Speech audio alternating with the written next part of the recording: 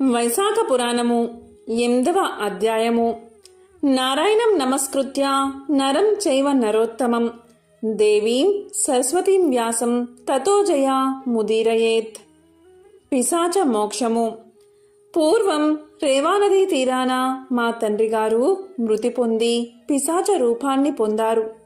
ఆకలి దప్పికల వల్ల బాధపడుతూ తన మాంసాన్ని తాను తింటూ శుష్కించిన శరీరంతో నీడలేని బూరుగ చెట్టు వద్ద నివసిస్తూ ఉండేవారు. పూర్వం చేసిన పాపాల వల్ల ఆకలి దప్పికల చేత బాధపడుతున్న వాని కంఠమున సన్నని రంధ్రం ఏర్పడింది. ఆ రంధ్రం కాస్త పెద్దదై ఎంతో బాధ పెడుతూ ఉండేది. దగ్గరలో ఉన్న చెరువులోని చల్లని నీరు కూడా తాగగానే కాలకూట విషం వల్లే బాధిస్తూ ఉండేది. నేను గంగాయాత్ర చెయ్యాలి అనే కోరికతో ప్రయాణం చేస్తూ దైవికంగా ఆ ప్రదేశానికి వచ్చాను.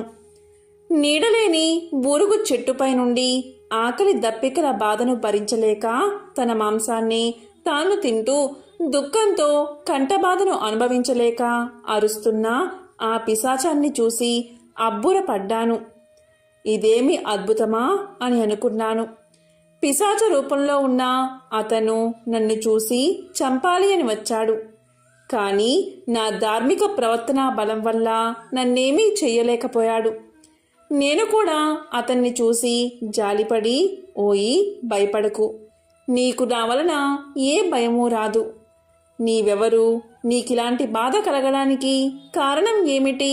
వెంటనే చెప్పు అన్నాను. నిన్నీ కష్టం నుండి విడిపిస్తాను అని పలికాను. నేను అతని పుత్రుడు అని అతను గుర్తించలేదు. నేను కూడా నా తండ్రే అని గుర్తించలేకపోయాను. అప్పుడా పిశాచ రూపంలో ఉన్న అతను ఇలా పలికాడు. నేను భూవరము అనే పట్టణంలో నివసించే మైత్రుడు అనేవాడిని. సంస్కృతి గోత్రం కలవాడిని. అన్ని విద్యలను నేర్చుకున్నవాడిని. అన్ని తీర్థాలలో స్నానం చేసిన వాడని. సర్వదేవతలను సేవించిన వాడని. కానీ నేను వైశాఖ మాసంలో అన్నదానం ఎవరికీ చెయ్యలేదు. పిసినారే ఉన్నాను. ఆకలితో వచ్చిన వారికి భిక్ష అయినా వెయ్యలేదు. కాబట్టే నాకీ పిశాచ రూపం వచ్చింది. ఇదే నా దురవస్థకు కారణం. శృతదేవుడు అనేవాడు నా పుత్రుడు. అతడు ప్రసిద్ధుడు. వైశాఖ మాసంలో కూడా అన్నదానం చేయకపోవడం వల్ల నేను ఇలా పిశాచ రూపాన్ని పొందాను. ఇలా బాధపడుతున్నాను అని అతను నాకు తెలియచేశాడు. ఓ మహర్షి, నీ తండ్రి నర్మదా తీరమున పిశాచమై ఉన్నాడు. సద్గతిని పొందలేదు. బూరుగ చెట్టుపై ఉన్నాడు. తన మాంసాన్ని తానే తింటూ బాధపడుతున్నాడు అని నా పుత్రుడికి తెలియచెయ్యి. వైశాఖ మాసమున వ్రతాన్ని పాటిస్తూ నాకు జలతర్పణం ఇచ్చి సద్బ్రాహ్మణుడికి అన్నదానం చేస్తే నేనీ బాధ నుండి విడిపోయి శ్రీ మహావిష్ణువు యొక్క సాన్నిధ్యాన్ని పొందుతాను అని చెప్పు. కాబట్టి నేను తెలియచేసిన విధంగా నా పుత్రుణ్ణి చెయ్యమని చెప్పు. నా యందు దయ ఉంచి నాకీ సహాయం చెయ్యి. నీకు సర్వశుభాలు కలుగుతాయి అంటూ పిశాచం బాధపడింది. వెంటనే నేను నా తండ్రిని గుర్తించి వాని పాదాలకు నమస్కారం చేసి దుఃఖంతో ఎంతో బాధపడ్డాను. నన్ను నేను నిందించుకున్నాను. కన్నీరు పెట్టాను. తండ్రి, నేనే శృతదేవుణ్ణి. దైవికంగా ఇక్కడకు వచ్చాను. తండ్రి, ఎన్ని కర్మలు చేసినా పితృదేవతలకు సద్గతి కలగకపోతే ఆ కర్మలన్నీ వ్యర్థాలు, నిరర్ధకాలు. నీకీ బాధ నుండి విముక్తి కలగడకు నేనేం చెయ్యాలో చెప్పండి అని కోరాను. అప్పుడు నా తండ్రి నన్ను గుర్తించి మరింత దుఃఖించాడు. కొంతసేపటికి ఊరడిల్లి మనసు కుదుటపరుచుకుని ఇలా పలికాడు.